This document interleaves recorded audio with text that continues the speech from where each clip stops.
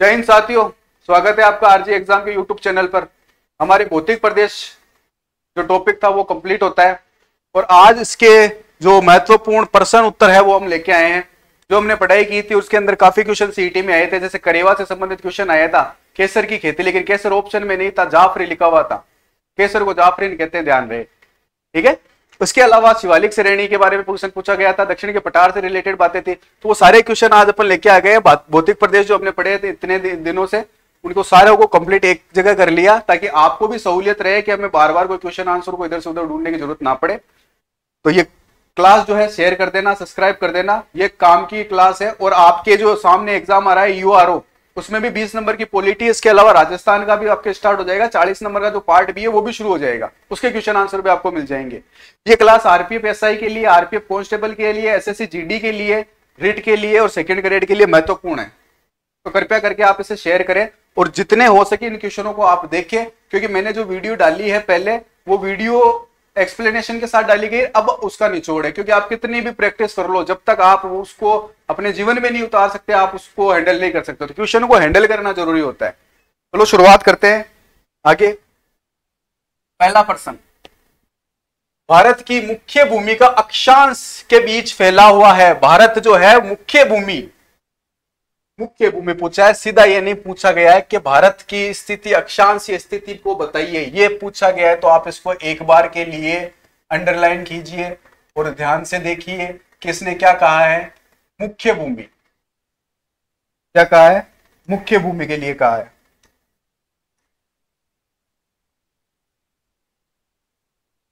तो मुख्य भूमि से भारत की शुरुआत कहां से होती है? अक्षांश की स्थिति में, मतलब जो रेखाएं पूर्व से पश्चिम की ओर खींची गई काल्पनिक रेखाएं, वो क्या कहलाती है? अक्षांश रेखाएं कहलाती है। तो इधर देखिए एक बार का, जब हम बात करते हैं भारत के सामान्य परिचय की, मेरे पुराने वीडियो के अंदर आप देख लीजिएगा, पूरा डिस्क्रिप्टिव दे रखा है इसके अंदर।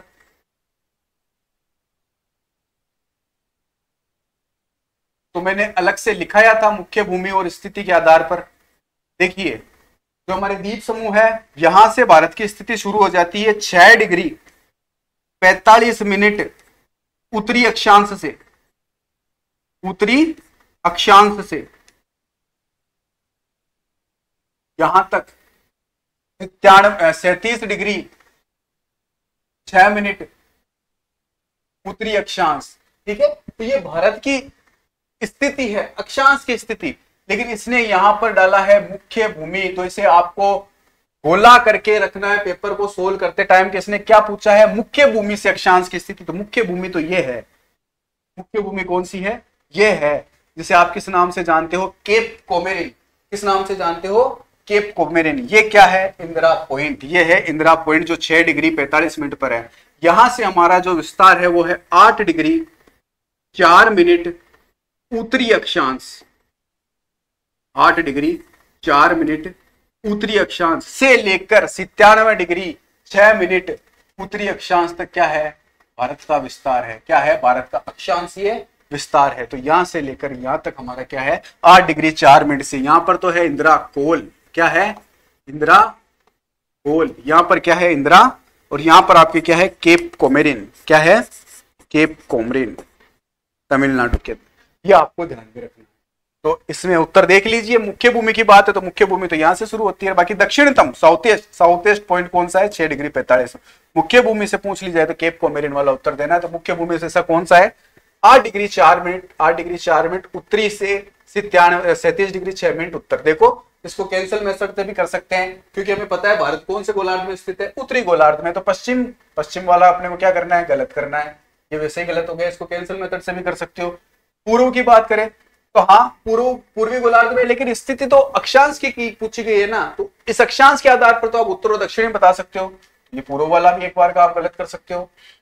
दक्षिण में भारत आता नहीं, भारत कौन से गोलार्ध में है? उत्तरी गोलार्ध में। कौन से गोलार्ध में? तो डायरेक्टली उत्तर भी निकाल सकते हो, याद ना हो तो, लेकिन याद कर लो ताकि आपको क्या है? फायदा रहे। तो हमारा उत्तर क्या हो जाएगा? ए। उत्तर क्या हो जाएगा? ए। इस प्रश्न में तो कोई प्रॉब्लम नहीं, नॉर्मल सा क्वेश्चन है, पूछा जा सकता है, ध्यान में रहे। आगे चलते हैं।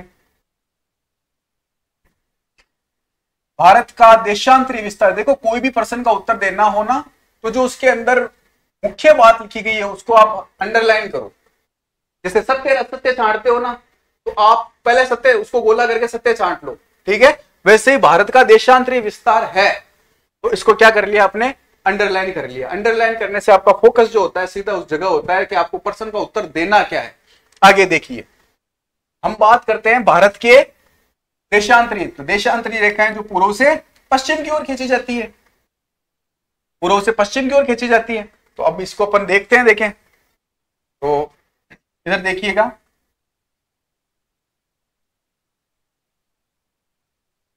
मैप से स्टडी जो की जाती है ना, वो बेटर होती है बजाय पैराग्राफ रटने से।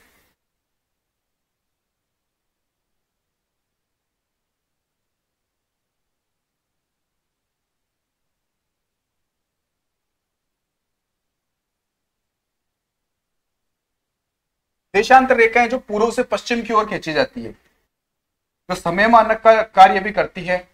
ये जो आप रेखाएं देख रहे हो, ये कौन से गोलार्ध में आएगी, क्योंकि भारत कौन से गोलार्ध में है, देशांतर के आधार पे पूर्वी गोलार्ध में, और उत्तर गोला उसके अक्षांश के आधार पर उत्तरी गोलार्ध में। तो पूर्वी गोलार्ध दोनों तरफ क्या आएगा, पूर्व आएगा। क्या आएगा, पूर्व यानी ईस्ट। तो यहाँ गुजरात में जगह पड़ती है गुहार मातो। कौन सी जगह पड़ती है, गुहार मातो, गुजरात में गुहार मातो। 68 डिग्री 7 मिनट पूर्वी देशांतर, 68 डिग्री 7 मिनट पूर्वी देशांतर से यहां अरुणाचल प्रदेश में जगह पड़ती है किबुती, या जिसे आप वालगू भी कहते हो, किबुती, या जिसे आप क्या कहते हो, वालगू। अरुणाचल प्रदेश में कहां पड़ती है, अरुणाचल प्रदेश के अंदर पड़ती है।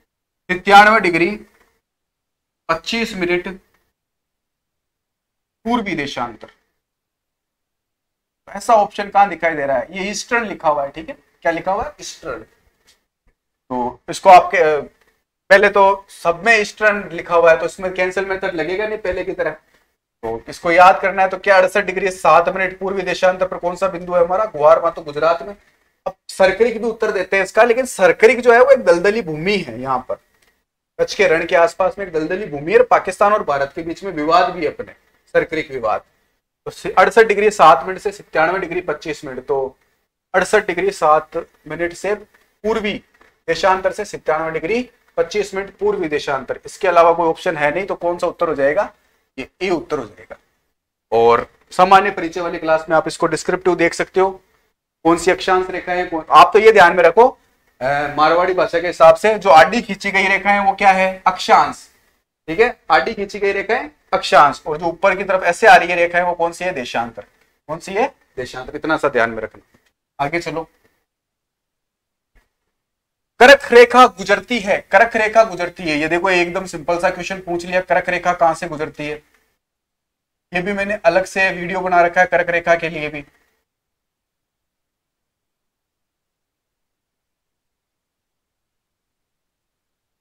कर्क रेखा कहां कहां से गुजरती है वो भी देखो। 23.5 डिग्री, 23.5 डिग्री उत्तरी ओर है, तो उत्तरी अक्षांश। 23.5 डिग्री उत्तरी अक्षांश को क्या कहते हो आप, कर्क रेखा। देखो इधर वापस समझ लो, ये पृथ्वी है, पृथ्वी के बीचों बीच से कौन सी रेखा जाती है, भूमध्य रेखा। 0 डिग्री अक्षांश को क्या कहते हो आप, भूमध्य रेखा या विषुवत रेखा। इसके ऊपर से उत्तरी गोलार्ध के अंदर रेखा निकलती है, इसका नाम है कर्क रेखा। कौन सी, 23.5 डिग्री उत्तरी अक्षांश, ठीक है। इसी को क्या कहते हैं अपन, कर्क रेखा। इसको कहते हैं भूमध्य रेखा या विषुवत रेखा। यहां से साढ़ा दक्षिण में जाती है, 23.5 डिग्री दक्षिण अक्षांश, उसको आप कहते हो मकर रेखा। तो यहां माही नदी, राजस्थान की माही नदी कर्क रेखा को 2 बार काटती है। कांगो या जायरे नदी, कांगो या जायरे नदी भूमध्य रेखा को काटती है, और लिम्पोपो नदी मकर रेखा को 2 बार काटती है। तो भारत में जो गुजरती है रेखा उसका नाम क्या है, कर्क रेखा। तो कौन कौन से राज्यों से गुजरती है, देखो यहां से गुजरात से गुजरेगी, गुजरात, बांसवाड़ा, डूंगरपुर यानी राजस्थान, गुजरात, राजस्थान, मध्य प्रदेश, मध्य प्रदेश से बाद में छत्तीसगढ़, छत्तीसगढ़ से झारखंड,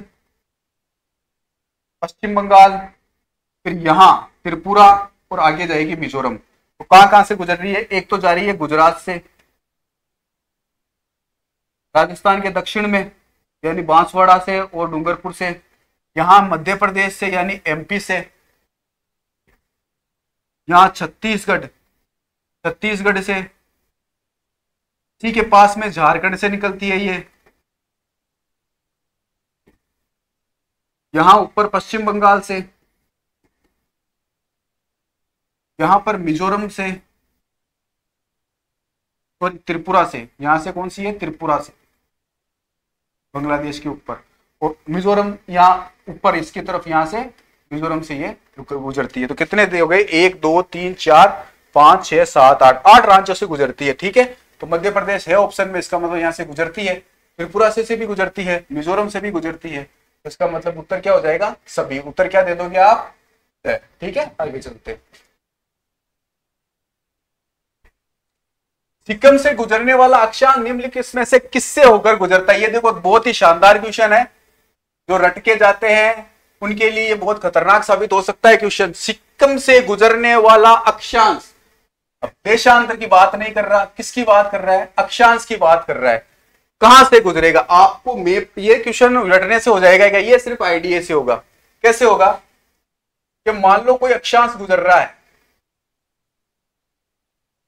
कोई अक्षांश रेखा है सिक्किम से गुजर रही है, तो वो आपको पता होना चाहिए कि उसके क्षेत्र में कौन कौन से स्टेट जो है वो सीधी रेखा के सामने है और इनकी स्थिति क्या बन रही है, इनकी स्थिति क्या बन रही है। तो इसका उत्तर आएगा, बाकी ऐसे तो वो कुछ ही पूछ लेगा, सिक्किम का रट के चले जाओगे, अरुणाचल प्रदेश का पूछ लेगा। तो आपको दिखाई देना चाहिए यहाँ पे सिक्किम है, कंचनजंगा वाली चोटी जो यहाँ पर है, यहाँ पे सिक्किम है, और जिसने जो जो अंकित कर रखा है वो अंकित कर लेते हैं। यहाँ पर पंजाब है, और इधर यहाँ ये हिमाचल, और यहाँ पर उत्तराखंड, यहाँ पर क्या है, लद्दाख आ गया, हिमाचल प्रदेश, यहाँ उत्तराखंड। तो यहाँ पर लगभग हिमाचल प्रदेश है, यहाँ पंजाब है, ये लद्दाख हो गया, और ये क्या हो गया हमारा जम्मू कश्मीर। ठीक है, और यहां पर हमारा वीरों की भूमि राजस्थान। ठीक है, तो अब मुझे बता दो, कोई अक्षांश रेखा अगर आड़ी रेखा पूर्व से पश्चिम की ओर गुजरेगी तो कौन से राज्य से गुजरेगी, एक बार का सोच के बता दो कहां से गुजरेगी। इनके अलावा पंजाब हो नहीं सकता क्योंकि ऊपर है, हिमाचल प्रदेश हो नहीं सकता क्योंकि वो भी ऊपर, लद्दाख के जस्ट नीचे है, जम्मू कश्मीर वो भी ऊपर है, तो उत्तर क्या हो जाएगा, राजस्थान। उत्तर क्या हो जाएगा, राजस्थान। बड़ा ही लॉजिकल क्वेश्चन है, अगर आप दिमाग लगाते तो उत्तर आ जाता। पंजाब तो नहीं होगा क्योंकि पंजाब ऊपर रह जाता है, और अक्षांश रेखा अगर गुजर रही है, अब देशांतरों में और भी खतरनाक सिचुएशन हो जाएगी, तो रटने का कोई सिस्टम है ही नहीं ज्योग्राफी में। आगे देखो, 70 डिग्री पूर्वी देशांतर, ये भी बहुत अच्छा क्वेश्चन है। 70 डिग्री पूर्वी देशांतर रेखा गुजरती हुआ है, देशांतर यानी उत्तर से दक्षिण की ओर सीधी रेखाएं जो खींची गई है। अब इसका भी रट के जाओगे क्या, वो तो नागौर के बारे में पूछ लेगा 75 डिग्री, बस मेरे को ये याद थोड़ी है कि 75 डिग्री नागौर से जा रहा है। देखो अभी मैंने बताया था कि हमारी स्थिति जो है, देशांतर स्थिति 68 डिग्री से शुरू होती है, लगभग 68 डिग्री 7 मिनट से 97 डिग्री 25 मिनट तक, है ना, यही बताया था मैंने आपको। देशांतरी अभी बताया था, गुहार मातो सरकरी गुजरात से 68 डिग्री 7 मिनट वाली बात। तो मुझे ये बताइए, यहाँ पे गुजरात है, गुहार मातो है जो 68 डिग्री से शुरू हो रहा है, नॉर्मल है ना, आईडीएफ के हिसाब से करो आप इसे। अब आपको ये भी पता है, मैंने मेरी पिछली वीडियो में डाला है कि देशांतरों के बीच में कितने किलोमीटर का असर है, 111 किलोमीटर का फर्क रहता है। एक से दूसरी देशांतर में जाओगे 111 किलोमीटर का फर्क रहेगा। रटने का है ही नहीं, किसकी रटोगे, जोधपुर की रटोगे, धौलपुर की देशांतर रटोगे, नागौर की रटोगे, नहीं हो सकता ना। तो 68 के बाद में बाड़मेर, भाई गुजरात से पार हुए तो पहले क्या आएगा, बाड़मेर आएगा, 69 के आसपास क्या आएगा, बाड़मेर। और जैसलमेर लगभग 70 डिग्री कहां से गुजर रहा है, जैसलमेर से गुजर रहा है, और 111 किलोमीटर जो है 1 डिग्री के अंदर आता है देशांतर की में। तो इसका उत्तर क्या होगा, जैसलमेर होगा। जोधपुर तो और आगे रह जाएगा, लगभग 72 डिग्री के आसपास आएगा, और उसके बाद नागौर आएगा आप 74 से 75 डिग्री के बीच में, और धौलपुर तो और भी, मतलब यूपी का इटावा नगर से अपने समय मानक का 82 डिग्री गुजरती है, धौलपुर से तो 2 डिग्री, मतलब 111 222 किलोमीटर से पहले, मतलब 80 डिग्री रहेगा धौलपुर के आसपास। तो इसका उत्तर क्या हो जाएगा, जैसलमेर। तो जो रटके जाते हैं उनके लिए ये खतरा है बहुत बड़ा, कि आप ज्योग्राफी को रटने बैठ जाओ या पॉलिटी को जो रटने बैठ जाओ, नहीं हो सकता रटने से। तो कैंसल मेथड के हिसाब से भी आप कर सकते हो, बाकी इस क्वेश्चन को ऐसे नहीं कि आप रटने बैठ जाओ 70 डिग्री जैसलमेर 70 डिग्री जैसलमेर, नहीं होगा, है ना। आपको पहला वीडियो जो है वो अच्छे से देखना है। भारत का सुदूर पश्चिमी बिंदु। तो जब भी कोई भी अगर प्रश्न पूछा गया है सुदूर है चाहे कोई सा भी है तो उसको आप पहले गोला करो। जैसे क्या होता है ग्रेट, ग्रेटेस्ट, महान और महानतम। जैसे क्या होता है स्मॉल एंड स्मॉलेस्ट, यानी महान बड़ा, महानतम महान से भी बड़ा, स्मॉल छोटा, सूक्ष्म उससे सूक्ष्मतम उससे भी छोटा। तो सुदूर का मतलब सबसे सुदूर, सबसे एंड की ओर। अभी बताया था राजस्थान में है क्या 68, वो गुहार मातो। पहले तो ये से उत्तर निकालो आराम से, 68 डिग्री पश्चिम में या 68 डिग्री पूर्व। तो हम कौन से गोलार्ध में आते हैं? देशांतर के हिसाब से पूछा गया है ना, 68 डिग्री जो अपनी स्थिति है वो देशांतर के हिसाब से पूछी गई है। तो भारत कौन से गोलार्ध के अंदर है? पूर्वी गोलार्ध में। तो मतलब पश्चिम वाला तो सवाल ही नहीं है। ले लो भाई।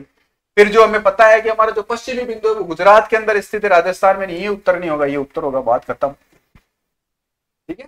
तो हमारा वैसे भी अपने को मैंने अभी पहले वाले वीडियो में बताया था 68 डिग्री 60 मिनट पूर्वी देशांतर से 97 डिग्री 25 मिनट पूर्वी देशांतर तक स्थिति है। 68 डिग्री 7 मिनट पर जो बिंदु है उसका नाम क्या है? गुहार मातो। क्या है? गुहार मातो। कहां पड़ता है? गुजरात में। अब यहां ऐसे मत सोचना कि गुजरात तो पश्चिम के अंदर है तो यहां पश्चिम आएगा, नहीं। विश्व के अकॉर्डिंग भारत पूर्व में आता है और उत्तरी अक्षांश के आधार पर उत्तर में आता है। तो भारत उत्तरी पूर्वी गोलार्ध में स्थित है, ध्यान में रहे ये बात। ठीक है। तो इसमें मेरे हिसाब से प्रॉब्लम नहीं होनी चाहिए। पहले इसका डिस्क्रिप्टिव भी दे रखा है, आगे चलो।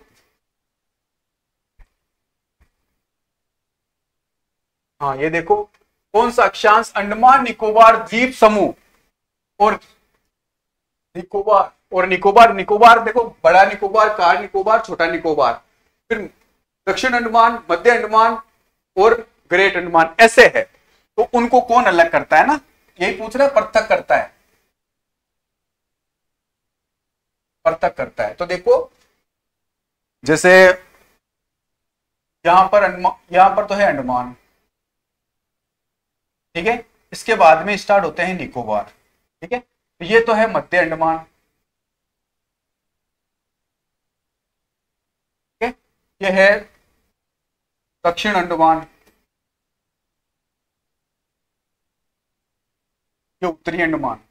अब यहां से शुरू होते हैं निकोबार, निकोबार, कार निकोबार, ग्रेट निकोबार, ठीक है। तो इनके बीच में जो चैनल बनता है ना भाई, समुद्र के अंदर जो संधि होती है उसको चैनल कहते हैं। क्या कहते हैं? चैनल। वो विश्व की क्रांति और विश्व के महत्वपूर्ण चैनल, ये क्वेश्चन आंसर भी लेके आऊंगा और पहले उनके टॉपिक करवाऊंगा मैं। तो ये जो है वो है 10 डिग्री चैनल। कौन सा? 10 डिग्री चैनल। चैनल कहते हैं जिनको लोग, मतलब ये चैनल ऐसे होते हैं कि लोग तैर कर भी पार कर सकते हैं। तो ये 10 डिग्री चैनल पर स्थित है, जो आपको अंडमान को और निकोबार को अलग करते हैं। ऑप्शन में है क्या? तो ऑप्शन में है ये, ठीक है। 13 डिग्री, ये 8 डिग्री तो मालदीव वाला आ जाएगा। 8 डिग्री कौन सा होगा? मालदीव वाला। ये आपको ध्यान में रखना है। कौन सा? 10 डिग्री जो अंडमान और निकोबार को अलग करता है। आगे चले। सुदूर दक्षिणी बिंदु, सुदूर दक्षिणी बिंदु इसने कहा है। सुदूर दक्षिणी बिंदु कहां है? इंदिरा पॉइंट है, और तो कौन सा सुदूर दक्षिणी? ये तो रामेश्वर तो सुदूर दक्षिण पॉइंट का है। इसने मुख्य भूमि का कोई आइडिया नहीं दिया इसने। देखो कैसे, सुदूर यानी दक्षिणतम।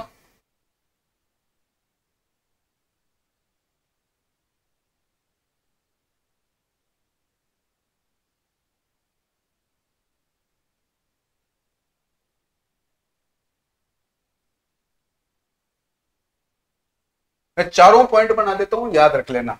यहां पर लद्दाख के अंदर है अपना इंदिरा कोल। कौन सा है? इंदिरा कोल, उत्तरी बिंदु। यहां पर है केप कोमेरिन। क्या है? Cap coumarin. इसके नीचे यहां पर निकोबार के अंदर यहां पर है इंदिरा पॉइंट। कौन सा है? इंदिरा पॉइंट, ठीक है। तो इसने क्या, और इधर क्या है? गुआर में तो बताया कि इधर क्या है? वाल्गो की बूती, ये भी बता दिया। तो आपको पता होना चाहिए इंदिरा पॉइंट सुदूर पूछा है इसने, सुदूरस्थ, सबसे दक्षिण में। तो ये तो मुख्य भूमि से दक्षिण बिंदु है, लेकिन सुदूर सबसे दक्षिण में हमारा कौन सा भाग आता है? निकोबार पर स्थित इंदिरा पॉइंट। कौन सा होगा? इंदिरा पॉइंट। तो उत्तर क्या हो जाएगा? इंदिरा पॉइंट बाकी। पहले इनको कैंसिल करो, कन्याकुमारी ये नहीं हो सकता, ये नहीं हो सकता, ये नहीं हो सकता, तो पहले कैंसिल करो, उसके बाद जो उत्तर है उस पर टिक लगाओ, फिर आराम से उसको देखो, फिर भरो। ऐसे नहीं जो आते देखो, जो आए उनमें से गलत ना हो प्रश्न, सबसे मेन बात तो ये होनी चाहिए। ठीक है, अगला क्वेश्चन देखो। सुदूर दक्षिण में इंदिरा पॉइंट निम्नलिखित में से कहां स्थित है? अभी बता रहा हूं मैं, कार निकोबार पर स्थित है। कहां स्थित है? कार निकोबार पर स्थित है। तमिलनाडु में क्या? नहीं है। तमिलनाडु तो मुख्य भूमि वाली बात कर ली इसने, तो केप कोमेरिन वाली छोटा निकोबार पर, इसमें भी नहीं है। उत्तर क्या हो जाएगा हमारा? कार निकोबार, जो मैंने अभी बताया था आपको। आगे चलिए, इंदिरा कोल, ये भी मैंने आपको बताया। देखो जम्मू कश्मीर में है क्या? पहले तो जम्मू कश्मीर ही करते थे, 2019 के बाद थोड़ी करेंगे अब, है ना। 2 केंद्र शासित प्रदेश बन गए। लद्दाख वाला उत्तर सही होगा। कहां पर है? देखो, देखिए डिस्क्रिप्टिव देखो इसका।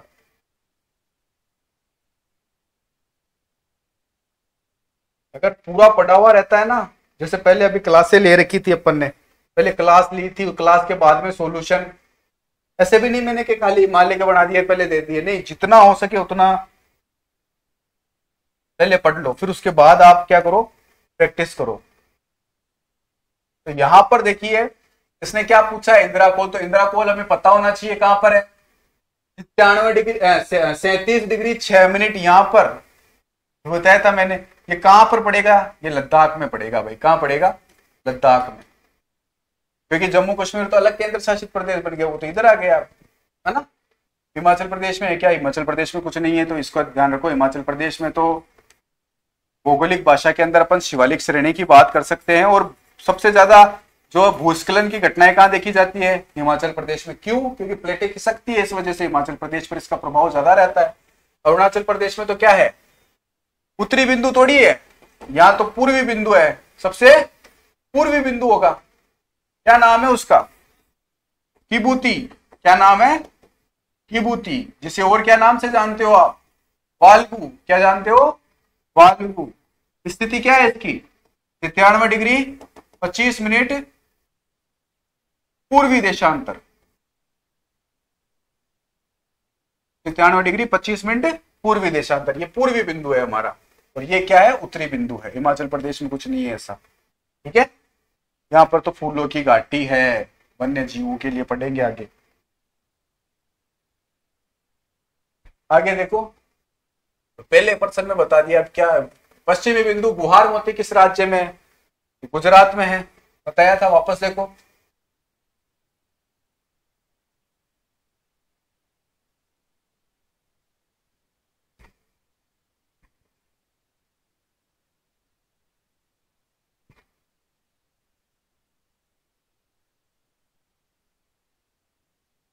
देखो कितनी बार तो बनाने पड़ते हैं, लेकिन ये होता है कि बनाने से आपको सारा कॉन्सेप्ट क्लियर रहता है कि हाँ यहाँ पर स्थिति है इसकी।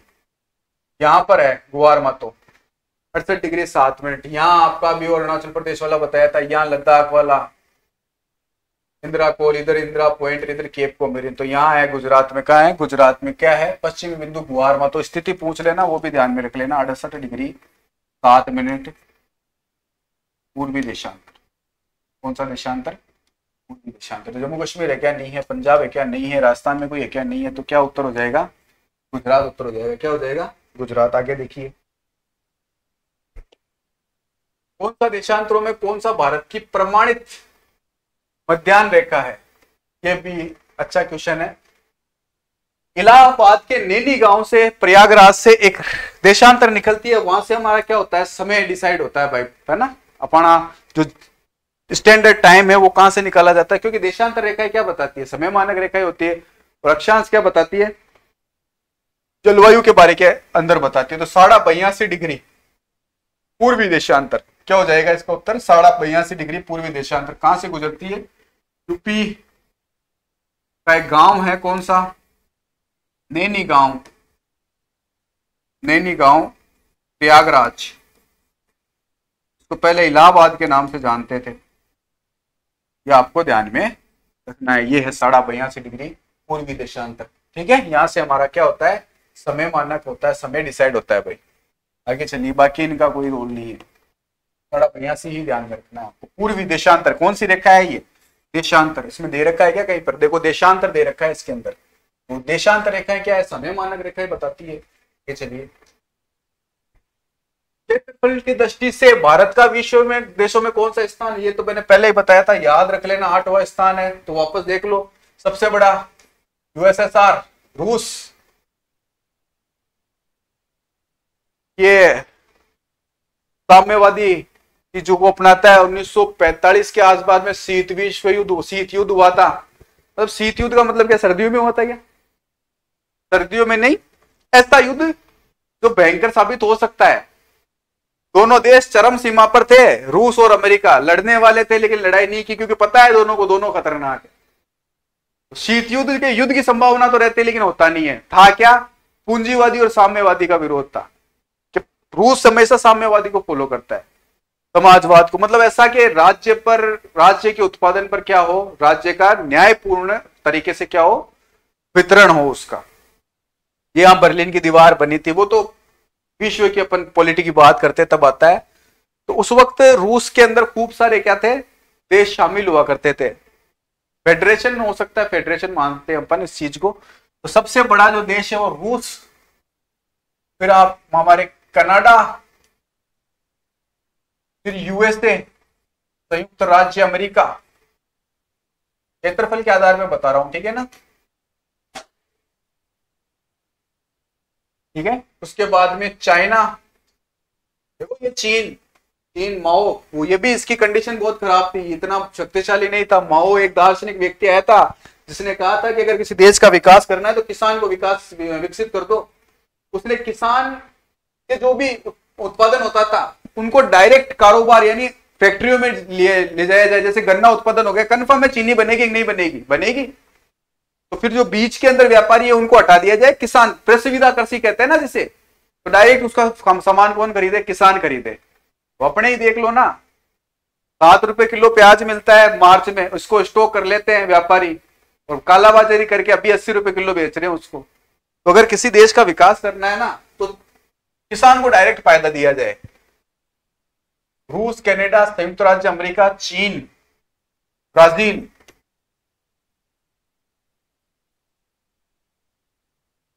ऑस्ट्रेलिया, ये अंतरस्थित देश है ना, एक महाद्वीप ऑस्ट्रेलिया के अंदर। और उसके बाद में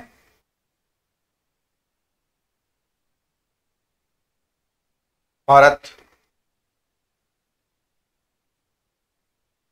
तो इसका उत्तर क्या हो जाएगा, सातवां स्थान होगा भाई। कौन सा स्थान होगा, 7वां स्थान। तो पहला रूस, कनाडा, संयुक्त अमेरिका, चीन, ब्राजील, ऑस्ट्रेलिया और भारत। तो भारत का विश्व के देशों में कौन सा स्थान है, 7वां स्थान है। कौन सा, और जनसंख्या की में वैसे दूसरा है। 2026 तक जो रिपोर्ट आ जाएगी तो क्या हो जाएगा, तो अभी तक तो आपको ध्यान रखना 2026 तक इसकी रिपोर्ट आ सकती है जनसंख्या की। तो क्षेत्रफल की दृष्टि से 7वां है, तो 2.4% हिस्सेदारी रखती है विश्व के अंदर। आगे चलिए, रेड क्लिफ रेखा कौन सी है, ये तो शांत रेखा है एकदम, कोई युद्ध नहीं होता।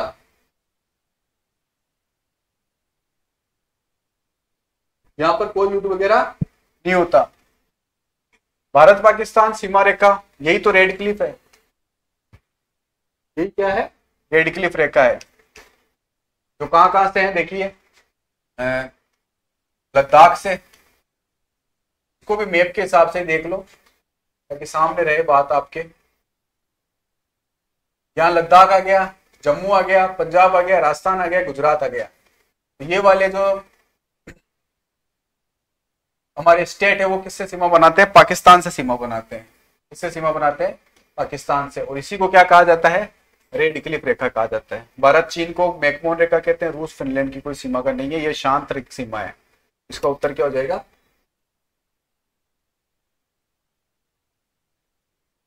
एक क्वेश्चन और देख लीजिए फिर आगे और चलते हैं। भारत के निम्नलिखित राज्यों में किसके 3 और अंतरराष्ट्रीय सीमा है, 3 और, असम के तो नहीं है, नागालैंड के भी नहीं है, तो म्यांमार से बनाएगा खाली। पश्चिम बंगाल भी 2 और से बनाता है, त्रिपुरा जो है बांग्लादेश, और बांग्लादेश के बाद में उधर आपके म्यांमार की सीमा। इस तरफ जब आप वापस त्रिपुरा की ओर बात, इसके ओर बात करते हो तो भूटान, तो ये वाला जो है उसका उत्तर क्या हो जाएगा, त्रिपुरा 3 और उससे सीमा बनाता है। अगला क्वेश्चन,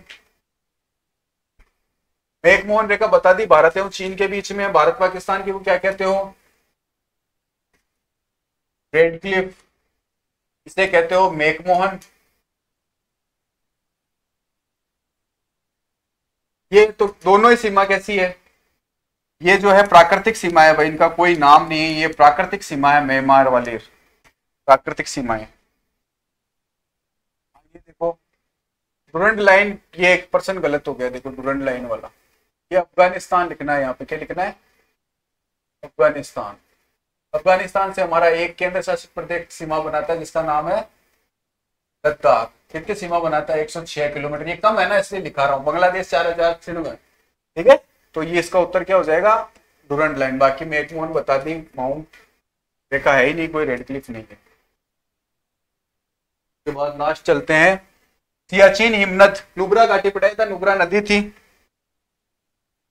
लेह के पूर्व में नहीं है, अक्सान से चीन में नहीं आती, गिलगिट घाटी के नहीं है। सियाचिन विश्व का सबसे बड़ा युद्ध स्थल, सबसे ऊंचा युद्ध, ठीक है। एक तोलोलिंग का नाम सुना है कभी,